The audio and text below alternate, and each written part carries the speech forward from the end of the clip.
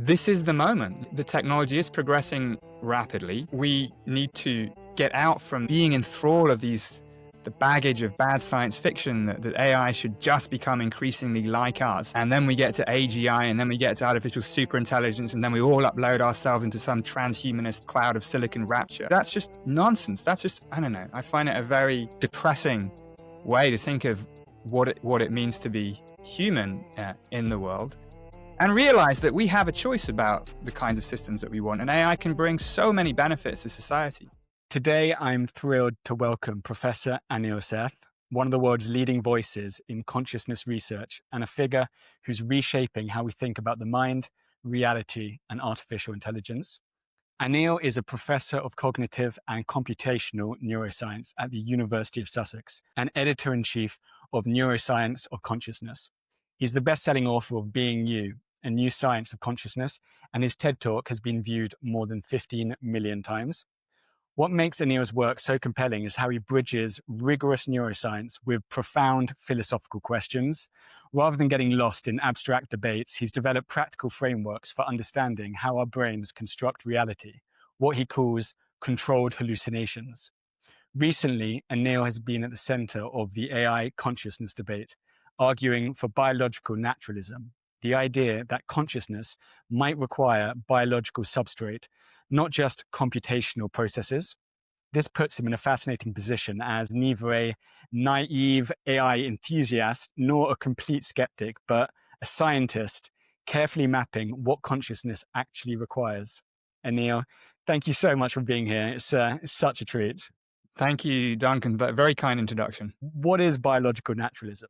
The basic idea, as you said in the introduction, is the idea, and it's not proven. I can't demonstrate it for sure. So it's a position I'm trying to explore and test out and look at its strengths and its weaknesses. And it's the idea that conscious experience, the redness of red, the feelings of pain, what makes us more than mere objects, this is something that's intimately tied to our nature as living creatures. Put it simply, consciousness is a property of biological systems, not necessarily a property of information processing or computation.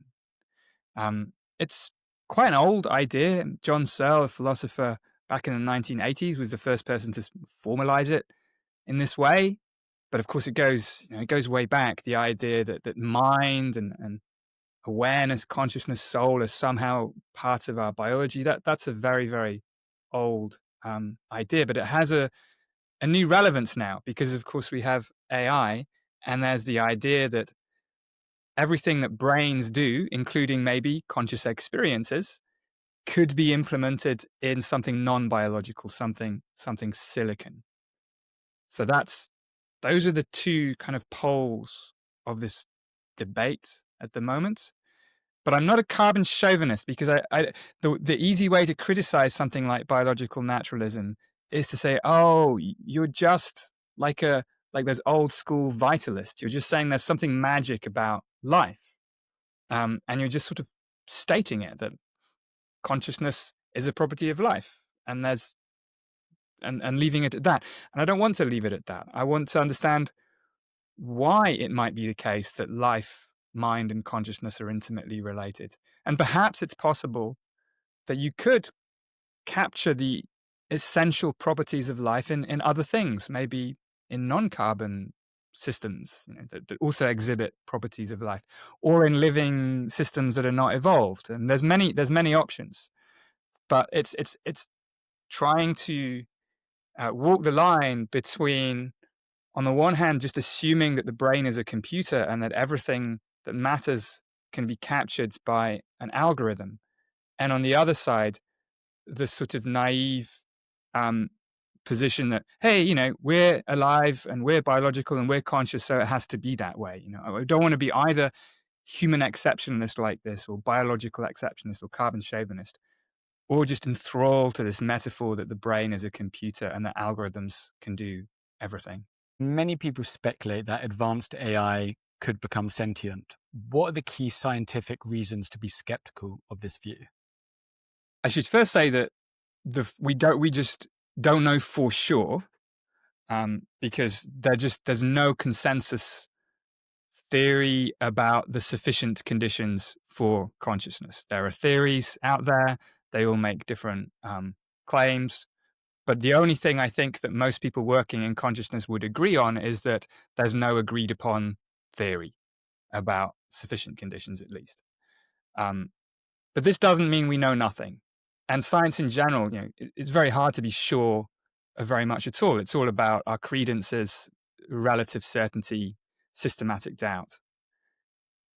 And I think there are good reasons to be skeptical, scientific reasons and philosophical reasons for the idea that AI can be conscious. And I break those into three broad categories. The first one is within our own psychological infrastructure. Why would we think that AI might be conscious in the first place? People often leap to this conclusion after interacting with a language model like Claude or GPT. And I think that's very telling. We humans, we have a lot of ingrained psychological biases where we put ourselves at the center of things and we bundle the various characteristics of being human together. We like to think we're intelligent and we know we're conscious. So we often conflate intelligence and consciousness. And so as AI gets smarter, we tend to also think its potential for being conscious is higher.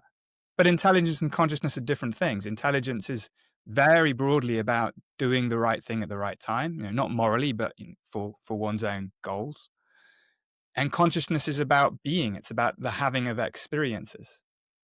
Now, these things may well go together in human beings and in other animals, but they don't have to go together in principle. Maybe there are some forms of intelligence that you need to be conscious for, but maybe there are other forms of intelligence that you don't. Language is a very strong seducer of these intuitions. As soon as something speaks to us, we tend to project into it all these characteristics of human intelligence and mind, including consciousness. It's very, very telling to me that pretty much nobody thinks that DeepMind's AlphaFold is conscious, which is the AI system that folds protein, predicts protein structure. It's basically the same thing. Under the hood, of course, it's trained on different data and so on, but it's pretty much the same kind of thing.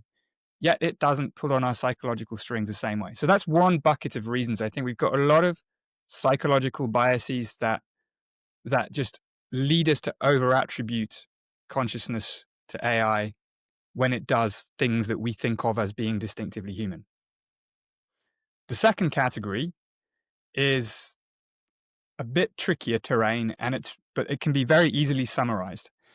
And it's the idea that we've taken what has been a very powerful metaphor for what brains are, which is a computer of some kind, and we've forgotten that it's a metaphor. We've confused the metaphor with the thing itself. We've mistaken the map for the territory. And that's been extremely useful in many ways. A lot of things that brains do can be thought of in computational terms, in algorithms, mapping one set of numbers to another, taking some input, generating some output.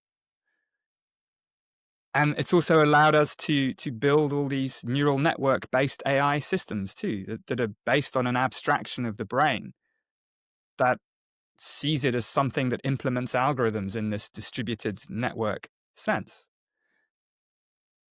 But the more you look at a brain in its rich biological detail, at least to me, the more impoverished this metaphor of the brain as a computer is. There are many things that brains do which do not fall neatly into the boundaries of what an algorithm does. Algorithms basically map one bunch of numbers to another. And I think if you realize that brains might be richer in some ways than what can be done with at least the classical digital computers that we have, that really undermines the idea that AI could be conscious. And it does so for the fairly simple reason that one of the key properties of viewing something as a computer is that it doesn't matter what it's made of, right? You run an algorithm, you can do it in silicon, you could do it in some other material. algorithms, computation, they enforce this sharp distinction between what something is and what something does. That's why computers are so useful. And in brains, you just don't have that sharp separation. You can't separate easily, if at all, in a brain what it is from what it does. And if you can't, then it's much more difficult to assume that what it does can be done in something else. So you lose this whole idea that consciousness might be substrate independent, as the philosophers would say, that it's independent of the particular material. Um, so that's the second bucket of reasons. And then the third bucket, and I'll just name it because I've been going on for too long, is that there are other games in town. Like it's part of the same thing in a way. If we're so seduced by the idea that the brain is a computer, it stops us looking for other ways of understanding what brains are and what they do. And there's actually a really rich history here too. Brains as more dynamical systems involved in control and feedback and all of these kinds of things. Um, and the idea that consciousness and mind might be closely tied to our nature as a living system, this biological naturalism, that's another of these games in town. So there are other options too. We should explore those. And the fourth thing, I forgot there's actually four, is, and it's more of an intuition, that simulation is not the same thing as instantiation. So you might hear that, well, what if we simulated in a computer a biological brain in really, really high detail, as detailed as you like, every neuron, every synapse, every molecule of neurotransmitter floating about? Well, surely that would be enough. The answer is, well, probably not. In general, when you simulate something, which is something computers are really good at, that's another reason they're very useful. You can simulate almost anything. But in general, when you simulate something, you don't create the thing you simulate. A simulation of a weather system doesn't create wind and rain. The only time it would create the thing is if what you're simulating is itself a computation. So it's a bit circular to say that simulating the brain would give rise to consciousness. That's only true if consciousness is computational, and that's precisely the point that I think needs to be challenged. Well, you said about 5 minutes ago the phrase "the map is not the territory," and it's this idea how we see the map, and it's like, and we kind of get seduced by this idea that because we understand we understand the map, then we understand the territory itself, and that's, I guess, an easy mistake to make, but one that's problematic. Yeah, I think so. It's tricky because when we're faced with trying to understand something as complex as the brain, metaphors are inescapable, and people have often reached for the dominant technology of the day as a metaphor by which to I understand the just wrote brain. the word earlier, steam engine. So right now we're living in Yeah, this exactly. technological age, and so we use algorithms and computers and machines as the way that we describe things. But 200 years ago, we'd be talking about like the steam engine, or like 300 years before that, we'd be talking, because we're storytelling animals. We need a shared way of communicating, and what is the dominant stories and narratives of the day that we live in. Therefore, we can maybe lean heavily on those to describe things. That's exactly right. And I actually don't know if a steam engine was ever used as a metaphor for the brain, but certainly things like networks of pipes, plumbing kind of networks, very kind of steampunkish in my mind type systems were used at some point. And then telegram networks, telecommunication, early days of telegrams and telegraphs and things like that, because it's sort of, there was a realization that, yeah, brains contain networks of neurons that communicate with each other. And each deployment of a metaphor is, if it sticks around, it sticks around for a reason. It's picking out something that is very valuable, just as a good map will tell you a lot of useful things about the territory that it's mapping, but it will only do so in virtue of ignoring other things. Otherwise, it's no longer a useful map. So there's always this, I think, dialectic between the metaphor that we use and are the things that are not in the map, which have to be not in the map for the map to be a map. Are they in fact important? So do we need a different kind of map or many kinds of maps. And the computation metaphor is particularly powerful because computation is such a powerful idea. From Alan Turing in the 1950s, you have these ideas of universal computation, uh, which is a warranted word. Computation is a way of describing a huge range of things that systems can do, um, but it is also not everything. And here it gets tricky because there's a lot of debate within computer science and philosophy about what do we mean by a computation. So and here again, you've got a whole spectrum. You've got on the one hand, you've got this quite restricted view that applies to the laptop computers that we're using to record this conversation, which implement algorithms in silicon. They map a range of discrete numbers to another range of discrete numbers. That's the kind of computation that the GPU servers that run all our language models can do. But there are other forms of computation too. 2,000 years ago, people talked about analog computation. People are talking about analog computation again, computation that works with continuous systems. And the brain is both digital. You have these spikes of activity, but it's also continuous. And then right at the other spectrum, you've got the idea that basically everything is computational. Your TED Talk, which, millions and millions and millions of views. I think that was 2017. Being You, I think, came out in 2020 or 2021. In the last 5 years or so, in all the conversations you're having, both your research in the lab, the conversations you're having with philosophers, technologists, and the advances just in your own research, how has your thinking on AI consciousness, how has it changed or evolved in the last handful of years? Firstly, it's become a lot more central. I think back nearly 10 years ago, when I was sort of beginning to talk in the way that became the TED Talk, it was much more about understanding consciousness in human beings and other animals, these ideas of perception as a controlled hallucination and the brain as a prediction machine. And AI was sort of an interesting, not exactly afterthought, but it wasn't top of the agenda. I'd already at that time, I have to say, I was already really thinking about it though, because my PhD was in AI way back over 20 years ago, Wow. back before it was a useful thing to have. So that's why I'm an academic and not a rich person. But it's always been in my mind, this interesting, idea about what AI is, what it could be. And around 2014, there's another big landmark for me, was the film, Alex Garland's film Ex Machina, which is a beautiful exploration of the idea of artificial consciousness. Very philosophically sophisticated movie. And sort of since then, I really, it was much more important. But in the last few years since the book, Being You came out in 2021, and I remember finalizing that book, and the last chapter in that book, or the penultimate chapter, is about machine minds. And the first public release of GPT had recently happened, I think around then. I think it was GPT-3. And it was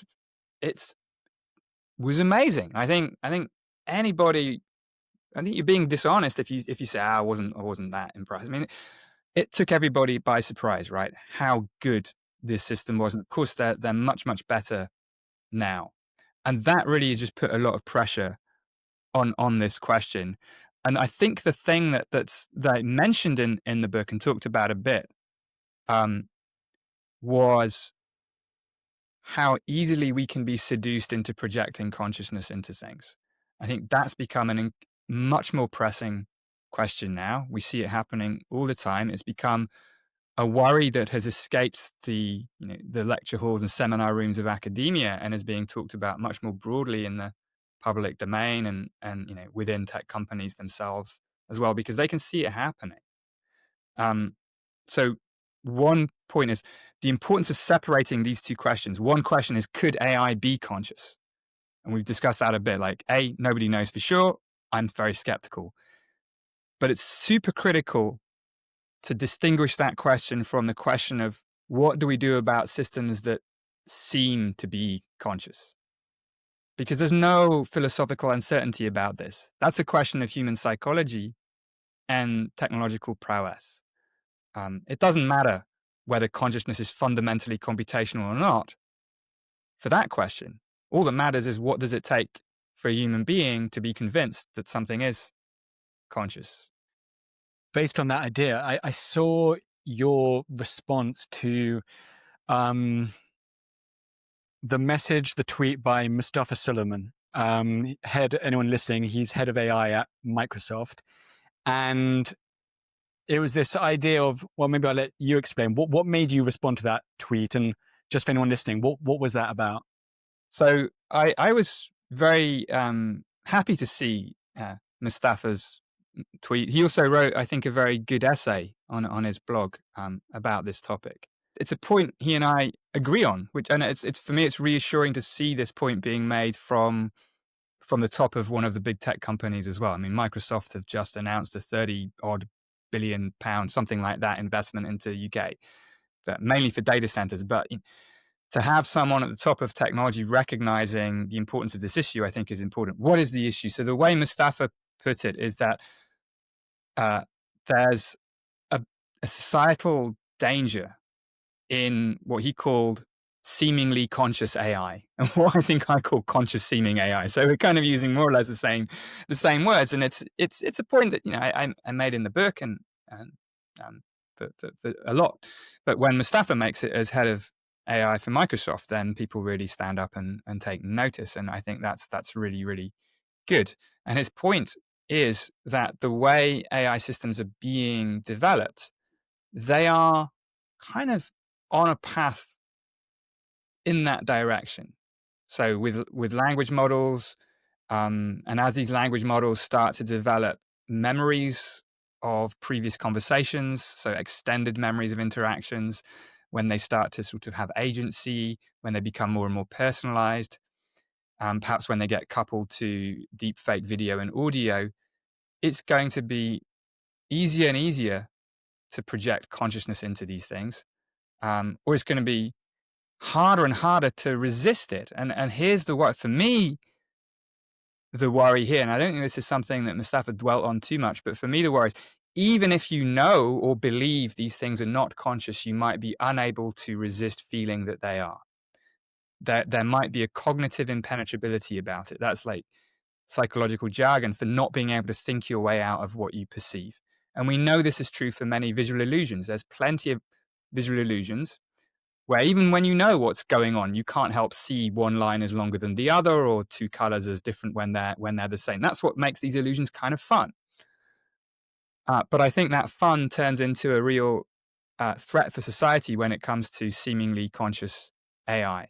We can't pretend that just because, we know what's going on, that we won't be susceptible to feeling that something is conscious. And that can be very distorting to our morals, to our ethics, to the fabric of our society. And Mustafa was really making that point and then just laying out, what he thinks are the sort of the engineering steps that are leading to this happening. And instead of being like gung-ho about like, yeah, we need to do this to sort of, get closer to AGI or to some other, weird chimerical threshold, he's saying, look, we need to have a think about this. I think there's a view out there that the sort of the future history of AI has already been written, that it's inevitable, that we're just on this march to increasingly human-like AI. But it's only inevitable if people don't actually think about the kind of AI they really want, and I think more importantly, the kind of AI they really don't want. It's up to us collectively to decide that. And, the tech companies will respond to what people collectively will pay money for and what governments collectively, because it has to be collective, will regulate for. So this is the moment. The technology is progressing rapidly. We need to get out from this kind of, I think, from being in thrall of the baggage of bad science fiction that AI should just become increasingly like us. And then we get to AGI, and then we get to artificial superintelligence, and then we all upload ourselves into some transhumanist cloud of silicon rapture. That's just nonsense. That's just as, I don't know. I find it a very um, depressing way to think of what it means to be human in the world, and realize that we have a choice about the kinds of systems that we want. And AI can bring so many benefits to society. Now, there will be inevitably disruptions too, as jobs change and some jobs go, and so on. But we've seen already enormous benefits in personalized medicine and the design development of new antibiotics, possibly many other advantages. But to navigate to that socially positive future, I think we just got to stop with this ideology that AI has to be maximally human-like and will become conscious, and let's hope it's benevolent, and so on. That's just distracting us from the clear and present opportunities and threats that we have uh, when we design AI systems that seem to be conscious. We can it's a hard challenge, but we can change our design goals. And one of my old mentors, Daniel Dennett, I think, has this way of thinking about this. Unfortunately, he died last year, but he always said that we should think of AI systems as tools and not colleagues, and always remember that difference and not get confused about the fact that we're building a tool's complements for our human cognition, not alternative people. That idea of tool, not a colleague, is going to become even more pressing, relevant, as now AI agents is now going to become a part of everyone's work life. It is very much being pitched and marketed as a coworker. Before it was, you might search for something and it will just give you information. Now it's actually out there doing work and taking action in the world. And so that distinction is going to become more and more hazy, if not disappear. I mean, in the next 6 to 12 months, which is going to be interesting. Yeah, it is, and it's always about trying to find a balance. I mean, there can be very powerful benefits about equipping AI systems with certain amount of agency, so they can do things. Um, Another big figure in the whole AI space is Yoshua Bengio, who's known as one of the godfathers of deep learning, and he talks a lot about AI scientist or the AI oracle. Like, what kind of AI should we be aspiring to? Maybe it is something like an oracle is, something that's very wise but doesn't really have an agenda of its own, doesn't have its own interests or goals. That's kind of a nice idea.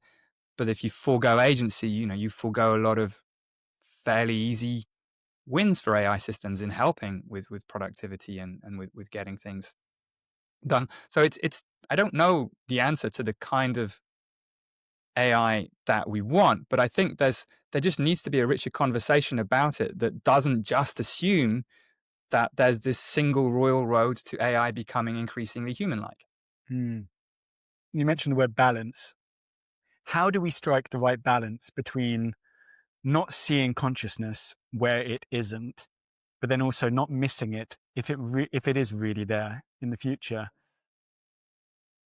That's an excellent question. Um, and, as I've been railing against this sort of idea of AI being conscious, of course, the risk of that is making precisely this mistake. And, we as humans, we've got a pretty terrible track record of withholding moral status from things that deserve it, whether it's, humans that are insufficiently like the, the most powerful humans, other humans, or certainly non-human animals.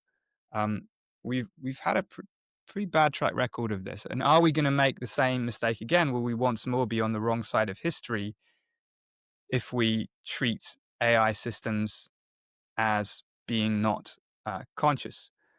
There's already this incipient and growing movement of AI welfare, that encourages us to adopt what's called the precautionary principle. And the precautionary principle in ethics is, well, if something as significant as consciousness is uncertain for a particular class of system, well, we should err on the side of caution and attribute that property anyway, because the risk of a If you assume it's conscious and it's not, well, it's not so bad. But if you assume it isn't and it is, well, that's really, really terrible. There's a kind of idea of an asymmetry here. I worry about the AI welfare argument because I don't think it's the trade-offs that simple. Firstly, just sort of making that, if you do that, if you say, okay, well, we'll just assume that AI is conscious because we don't know, and let's err on the side of caution, you're just adding fuel to this sort of general agenda of AI becoming more human-like and human, and what it is to be human being. Just to give this extra context, are you referring specifically about a couple of weeks ago, Anthropic, one of the big labs, came out and they had a safeguard where if they thought that the AI was... I wasn't thinking specifically of that, but it's a very, very good example. So Anthropic, indeed, they had this thing where I think, yeah, Claude could basically refuse. It could terminate a conversation um, if if uh, if some threshold was breached at which it might be unpleasant, or for the agent to continue with that conversation. I have problems with that, because I do think it's just pouring more fuel on the fire of this idea that, yeah, look, these things might be conscious, when there's really very little reason to think that. Now, I also think it's wrong to say for sure they're not, and we should never worry, and that's a solved problem. We don't need to worry about that again at all. No, we need to continually revise our credences, and there is this rich ongoing debate about whether consciousness is computational or not. Like, I don't think it is, but I may well be wrong. There are other ideas out there too, and I'm prepared to change my mind if there's enough evidence and reason that pulls me now the other way. Uh, so we can't completely write off the possibility, but I think just already building it in to the extent that we need to care about the welfare of language models normalizes that idea in a way that I think has downstream consequences that are really quite threatening for society. They will expose human beings to all kinds of psychological vulnerabilities. If we feel like we're talking to a system that does truly understand us, that does truly have feelings, then we're much more easy to manipulate. We might become much more psychologically vulnerable if the system itself changes. We've already seen episodes of some suicides for which language model interactions were plausibly a factor. Um, and alternatively, if we treat conscious seeming systems as if they are not conscious, that's very brutalizing for our own psychology. That's why we don't rip up dolls in front of children. Right? It's just not good for us. Um, but yeah, it just kind of amplifies that general idea that AI is the sort of solution to everything, and we're all going to upload ourselves into the cloud at some point, and and there's a bit. I think also, I worry, to be honest, that there's a bit of I've no doubt that people who talk about AI welfare really believe that it's the right thing to do. I think there's obviously room for disagreement about this, but it also somehow accelerates the hype cycle about AI too. The closer that AI is perceived as something like magic, that it has all these properties like consciousness, understanding, and so on, you know, the more I think you can justify these sky high share prices and salaries of the people involved. And the closer it is to just like, it's a very sophisticated Excel spreadsheet. You deflate the hype cycle, and suddenly all the investment and salaries look a little less well justified. So there might be some element of that going on too. I don't know. Um, but I worry about that general view. And I think there's a really interesting contrast between Dario Amodei in Anthropic and Mustafa in Microsoft, taking different positions on this. But just to say that the whole AI welfare conversation was going on long before that. I mean, there's been papers by philosophers that I know and respect and like who advocate for that position, and it's good to have that debate. If you have that position well expressed, then I think it's you can have a proper engagement with it. And I think that's the engagement needs to happen, but needs to happen in a way that's really informed by reason and evidence, and not by sort of ideology and prejudice. Something that's been going on for hundreds and thousands of years, perhaps, is this idea of, as humanity, as a race, we have a tendency to project too much of ourselves into the technologies we build. And that's happened throughout history. And so maybe this is the new game of this moment, but this is not a new thing, is it? This idea of anthropomorphizing or projecting ourselves into our technologies. Absolutely not. And I think that's a beautiful point to make, that we have this long history of projecting us into our machines, and I think, or into our technologies, whatever they may be, statues, even things like that. And I think if we confuse our human minds and brains with the pristine symbol manipulation in a silicon implement in the algorithm, we do two things. We overestimate the algorithm, and we underestimate ourselves too. Part of what we lose when we project ourselves into our technologies is we diminish ourselves. Shannon Vallow is a philosopher up in Edinburgh, and she writes nicely about this. AI as a mirror, reflecting back to us the incident light of our digitized past. And it's, I think, that's another interesting metaphor to think about AI. This is a very sort of deep mirror. But it's a mirror that changes things, in both directions. We see ourselves in our technologies, but then we see our technologies in ourselves too. And that, I think, is, that takes us away from what we really are. And I think to flourish in this landscape of rapidly developing technology, part of it is to reconnect, or to re-identify and to re-emphasize and to understand more about what makes us, not what the similarities are between us and algorithms, or what the differences are.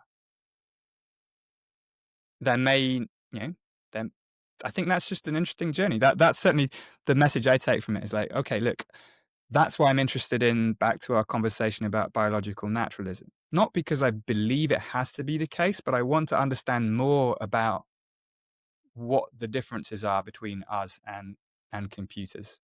And do those differences make a difference to our human and non-human and in animals lived experience of the world and of the self?